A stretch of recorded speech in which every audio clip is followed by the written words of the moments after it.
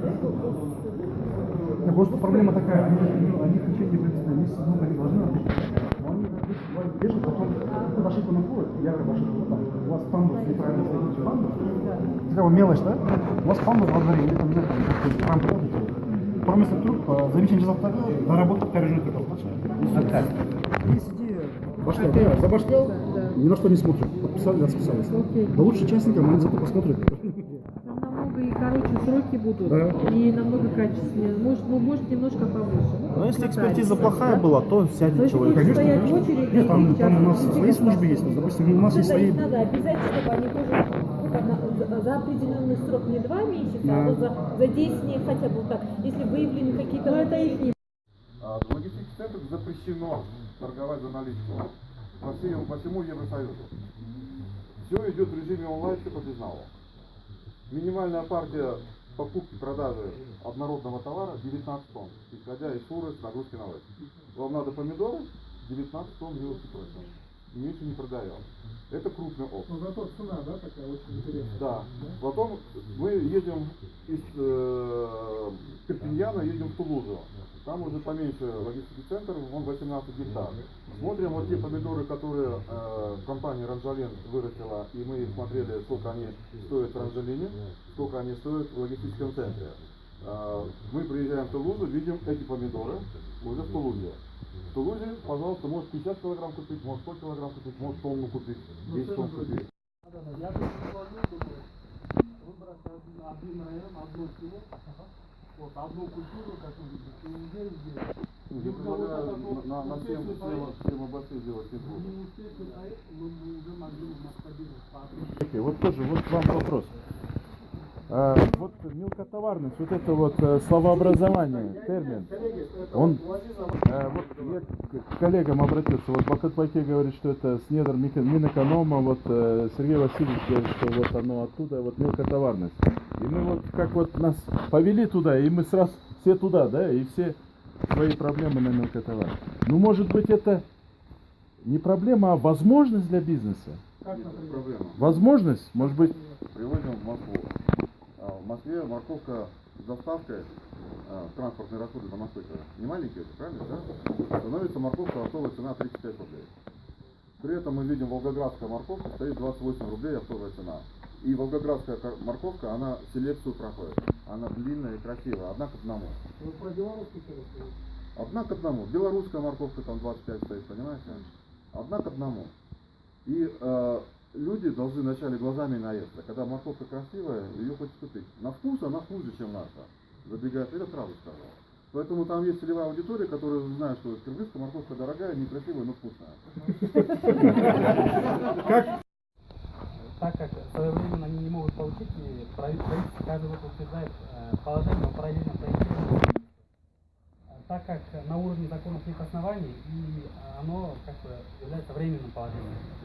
И мы предлагаем внести изменения и дополнения в закон об основах архитектуры и строительства, чтобы было основание на поэтапное проектирование строительства. То есть это не параллельное, то есть не на каждый этап, то есть сначала на архитектурную часть и на инженерную часть.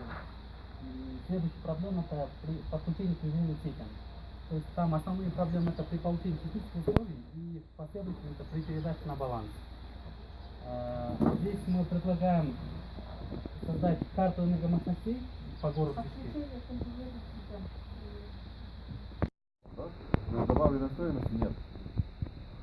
И, соответственно, мы продаем сырье. Я был в Азербайджане, была район такой, 30-50 километров в Баку. Мы ездили, смотрели животноводческий комплекс, который сделан по современной европейской технологии. Коровы дают 40 литров молока.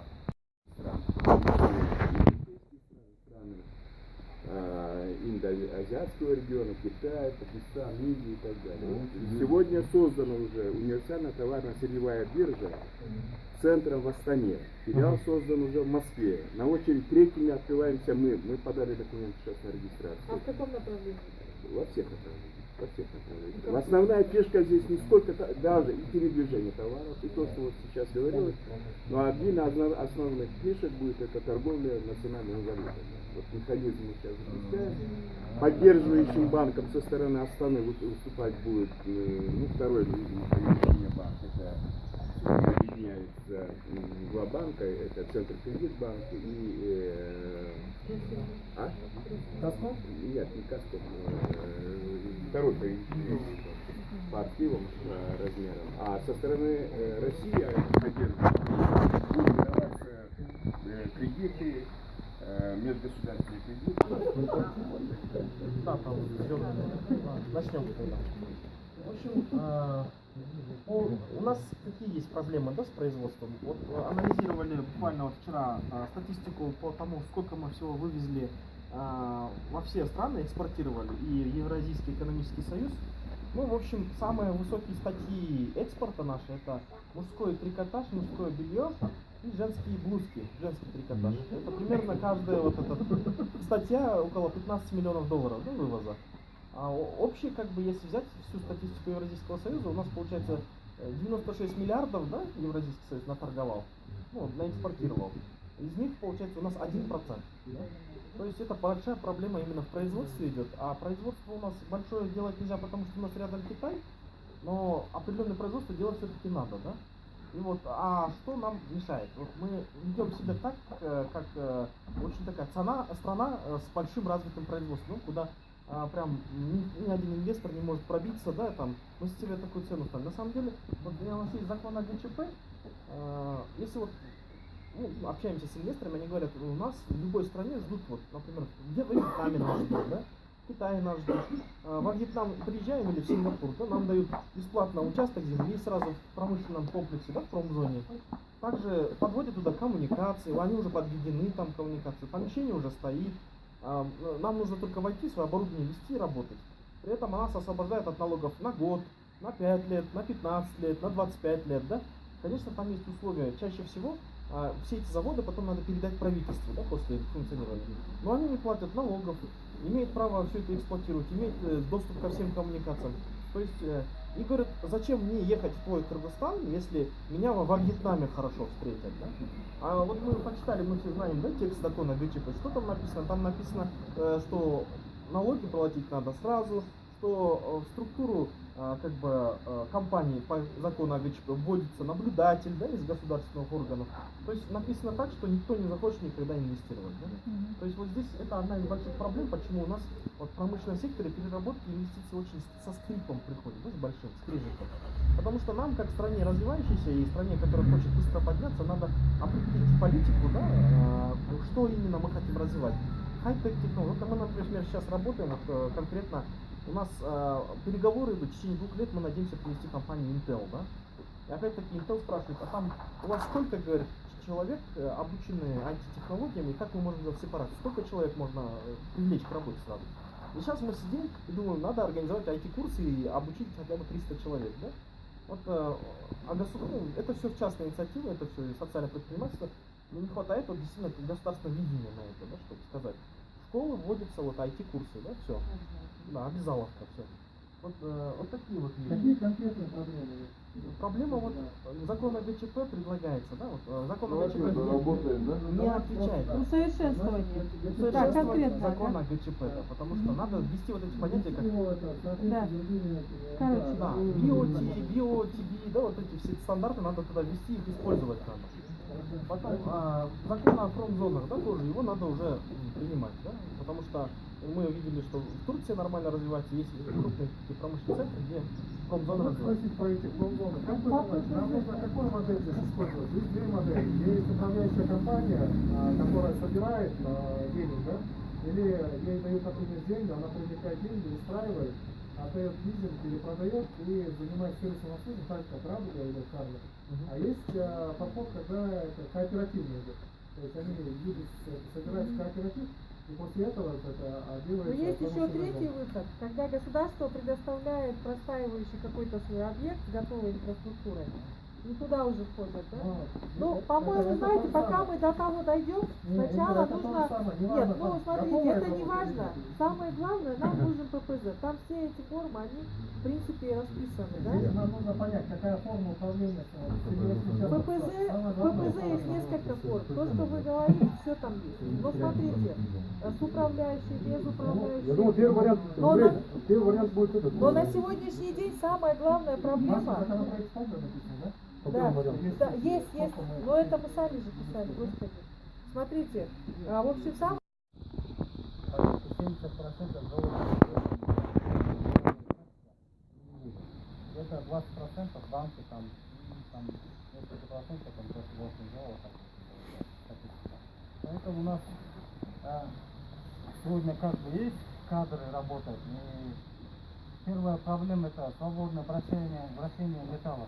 Металл алтын gümüşler свободно сатылбайт деп жатам. Сатылса да мировой базарда кымбатбаада сатылат. Өзен эгерде ушул свободное вращение металл болсо, жактан инвесторлорго да, местный производителерге жана өзүбүзгө да жакшы болот. Алтын gümüşler кенен.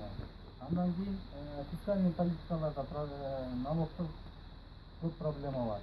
Потому что бизде ойлогондой бизде кошумча өнүгүү керек деп эчкимиздин ойлогон. Биз келсек ошо налогдук көрөмөз.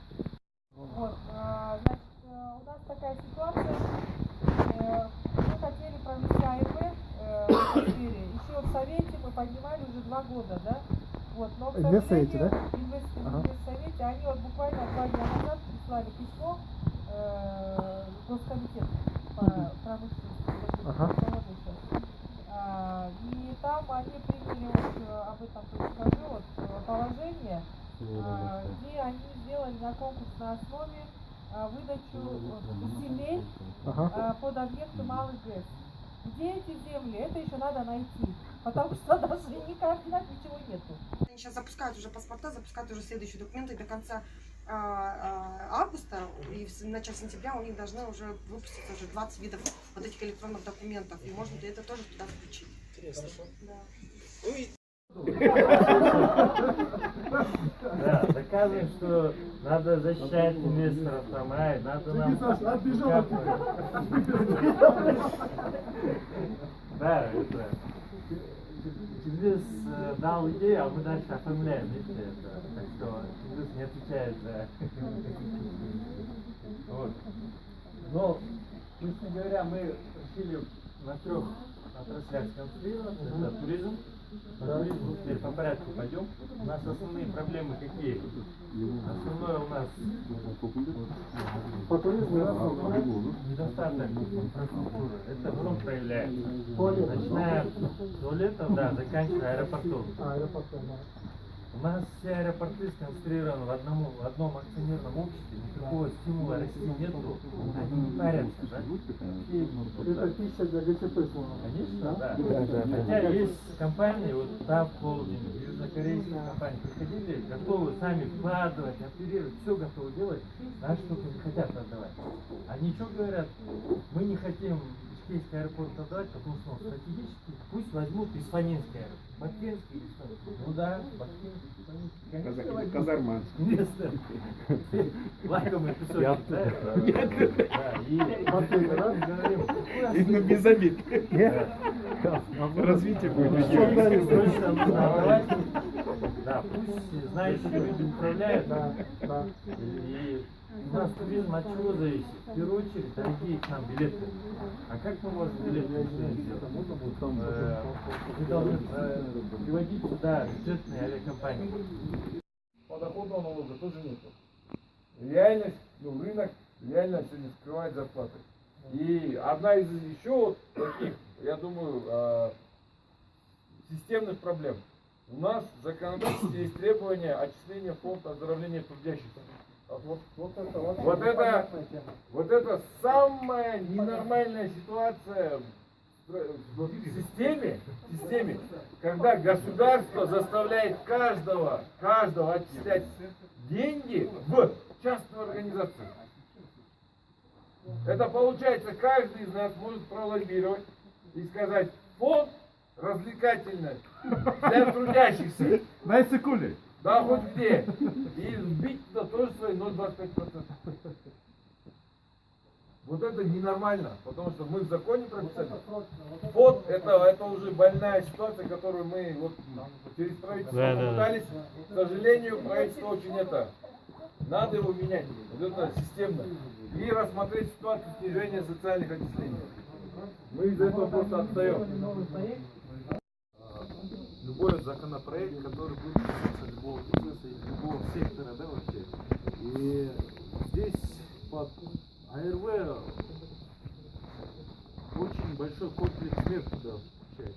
Это начиная от самого вопроса, от самой проблемы, потом разработка, изучением проблемы, пути решения этой проблемы, как решить всю эту проблему, какой закон нужно написать, и после этого, конечно, направить, естественно, и реализовать этот законопроект. Поэтому сейчас, в данное время, мы уже на рабочем столе у нас тоже там возникали вопросы касательно, когда это выдвигается со стороны правительства, это он действительно чуть-чуть анализируется, а когда он выдвигается от имени депутата, тогда АРВ и во многих случаях не применяется.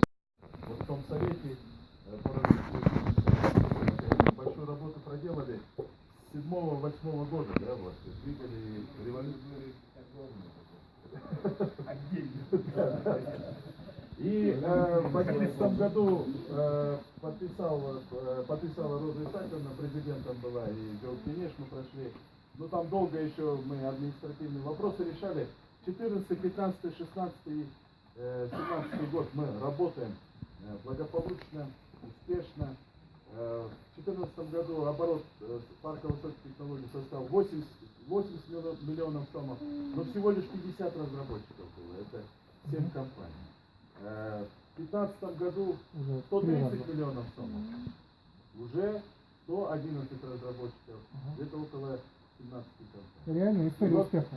16 год, это 241 миллион сомов, 29 компаний и 251 разработчик. 100% в год растет. Вдвое. Экспоненциально мы растем. Да. На сегодняшний день, ну, мы экспортировали в основном Казахстан, Россия. В основном Казахстан, Россия. Ну, как вы знаете, таможенный союз и так далее, нам пришлось бегать, вот мы бегали по миру, мы сейчас продвигаем концепцию жить в Кыргызстане, работать на весь мир.